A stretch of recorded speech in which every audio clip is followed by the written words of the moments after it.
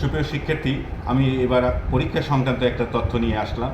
আপনারা অবগত আছেন এবং যারা এইচএসসি প্রোগ্রামের শিক্ষার্থী, আপনারা যারা এইচএসসি পরীক্ষা 2023-এ পরীক্ষা দিয়েছিলেন এবং বিভিন্ন বিষয়ে অকৃতকার্য হয়েছেন, অভিযোগ ছিল, কারো অ্যাবসেন্ট ছিল, এটা অভিযোগের সময় ছিল, সেই অভিযোগ করেছিলেন অনলাইনের মাধ্যমে।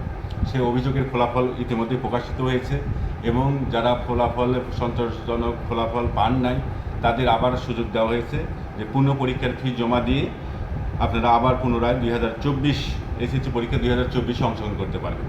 সেই সুযোগটাকে আপনাকে দেওয়া হয়েছে 30/4/2024 তারিখের মধ্যে অনলাইনের মাধ্যমে, যেটা নগদের মাধ্যমে পে করে অনলাইনে আপনারা ফর্ম ফিল আপ করতে পারবেন। আমি আবারও বলছি, 30/4/2024 তারিখ পর্যন্ত এই সুযোগটা আপনাদের দেওয়া হয়েছে। আপনারা যারা ইতিমধ্যে ফিল আপ করেছেন তারা তো করেছেন, যেমন যারা সুযোগ পান নাই তারা 30/4/2024 তারিখের মধ্যে এইচএসসি পরীক্ষা 2024-এ অংশগ্রহণের জন্য পুনঃ পরীক্ষার ফি অনলাইনের মাধ্যমে নগদের মাধ্যমে পে করতে হবে। ধন্যবাদ সবাইকে।